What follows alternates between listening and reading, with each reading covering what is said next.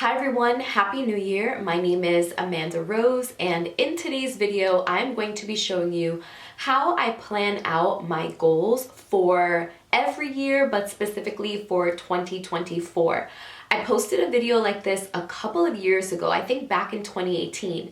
And when I revisited that video, I said, wow, there's so many things that I've changed about how I plan my year out. And so I wanted to share that with you guys. And also there is a giveaway in today's video. I am going to be giving away a planner. And so make sure that you stay tuned towards the end of the video so you can hear my tips and then figure out how to win your own planner to start 2024 off right.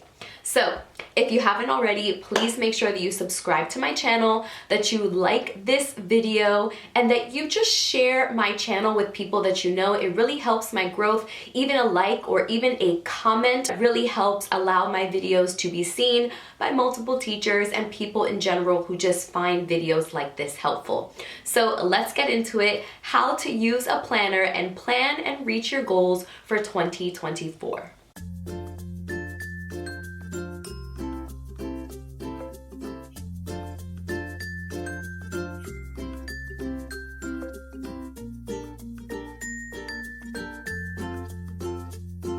First things first, what exactly is a planner and how do I like to use them?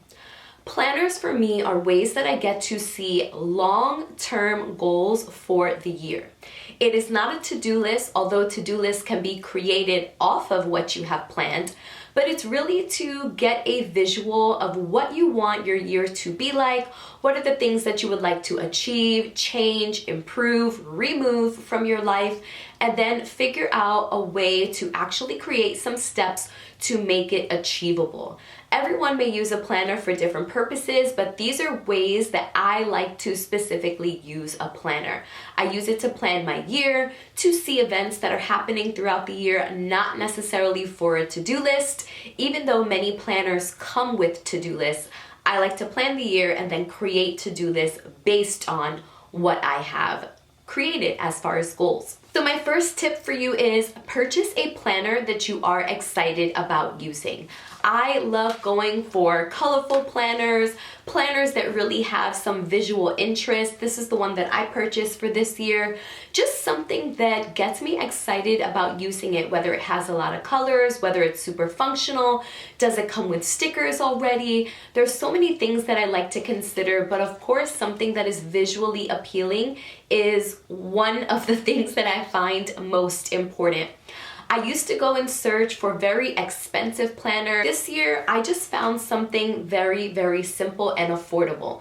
Because what I've noticed is sometimes when we get around June or July, I end up slacking off with my planner and then having to restart again in September. And so I don't want to go and spend so much money on a planner when I potentially may slack off and not use it as often. And you may have also found yourself in that predicament. You don't have to buy an expensive planner. Honestly, I find so many planners at HomeGoods and Marshalls and TJ Maxx. You can also go to Target and find some, but those are kind of the areas where I like to find really great quality planners. The next thing you want to do is place your planner somewhere where you will see it often. I, in the past, would put planners in a drawer or I would set it off in a room that I wasn't always in, but I have made a resolution to just leave this on top of my desk. I'm not someone who likes clutter, and so I like to just put things away and have empty surfaces, but out of sight, out of mind, you're definitely going to forget. So you want to be able to put your planner somewhere where you can see it, somewhere where it is a reminder, maybe even leave it open to a particular page. But although planners are beautiful, you also want them to be functional, useful, and purposeful. That way you are a little bit more, not just excited to use it, but reminded to use it. So how exactly do I like to pick a planner for me? There are planners for multiple purposes. Planners that I enjoy the most have a very simple layout. So I'm going to show you an example of this particular planner just so that you get an idea. So here is the beginning for January, and this is the one that just has the month layout.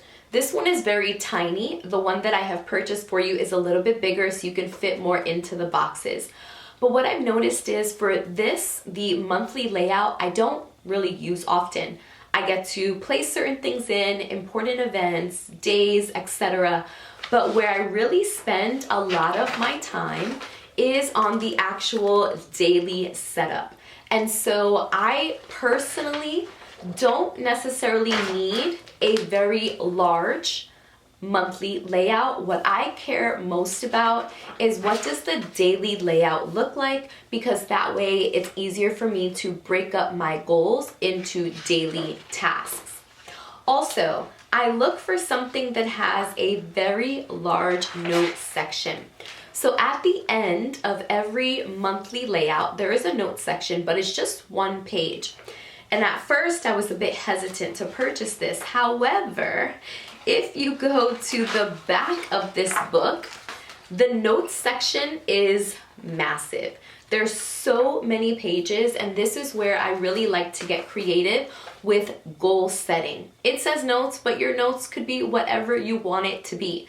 This person didn't create this journal specifically for you. They created it for a large group of people. And so sometimes you have to change journals to fit your needs. Step 1, how do you set up your planner? The first thing you should do is add in any non-negotiable dates, events, things that are happening that you know you necessarily cannot move around or shouldn't move around. So if you have any doctor's appointments that are set up, any birthdays, holidays, vacations, anything at all that you know is an immovable, quote unquote, immovable date or event, you want to place that in first. So once you've added in all of your important dates, your base is pretty much done and you should have a lot of empty space left over. So next step is you want to create your categories for the different types of goals that you want to set. Here's just a general outline of some of the goals that I have. Financial goals when it comes to saving, YouTube goals, personal goals, vacation, fitness goals, spiritual goals, and home goals. Just things that I want to do at home that I don't necessarily do often. And so whatever your goals are, maybe you have an academic goal if you're still in school. Maybe you have a relationship goal and it's reaching out to maybe family members or your parents once a week. Whatever it is, you should figure out what each of those categories are, and then that's where I like to utilize my notes section. So I'm going to open up to this section, but I am going to show you some, just not all of them, because obviously some of it is very personal. Again, I have personal and YouTube goals when it comes to how often I would like to post. I have just some ideas about like dreams and stuff that I would love to launch. Spiritual goals, getting up at 5:30 to pray. And then this is something that I've tried to do all the time, but sometimes I was so tired. And this year I was like, no, I'm gonna get up every day at 5:30. It's only 15 minutes earlier than I would normally get up. And I'm going to come into this room and I'm just going to dedicate that time to God. Like before I talk to anyone, before I have a conversation with Miguel or teachers or whoever, I'm going to set aside that time with God. And so what I've done is I've also kept out a prayer journal. But now I also have that on top of my table so that when I come in, I could read a couple of Bible verses, I can pray, and then move on with my day. So those were the action steps that I had set up for that particular goal. I have a goal to cook more at home, and then I created a list of easy meal options. One of the biggest things is that when I get home from work, I'm exhausted. And so if I have a list of recipes that I can just pull from, or a list that we can go down and be like, hey, what are we craving? And then I can make dinner in an hour versus spending time trying to figure out what to eat, being all cloudy minded. You know how it is after work, especially if you're a teacher.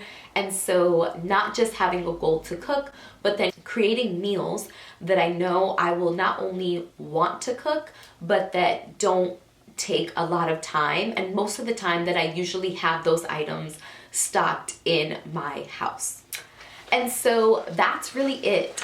Once you have your goals, whatever they may be, you then want to create your individual action steps.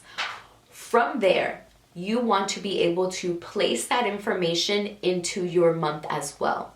So for example, you saw in January, my goal is to post 2 YouTube videos a month and 2 shorts a week. I feel like this is my goal every year and I end up falling off. But I'm gonna keep creating the same goal. It doesn't make sense to post more videos because I can't even do 2 a month. But here's my goal. So now that I know that that's my goal, I have set it up just for January. Here's the thing, sometimes people plan too far ahead and then your day changes, your month changes, something happens, and then now you're completely thrown off of your plan.